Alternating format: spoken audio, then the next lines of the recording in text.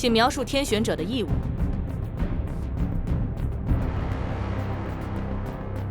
一，要为人类培育原能量。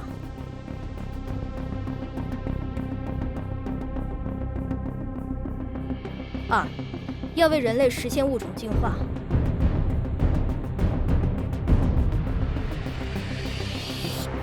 三，要为人类抵御天宫降临。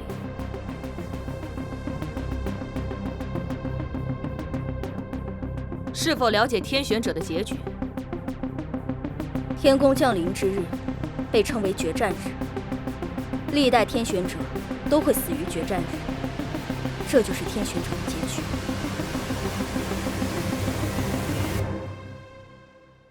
是否确认参与天选中选？确认。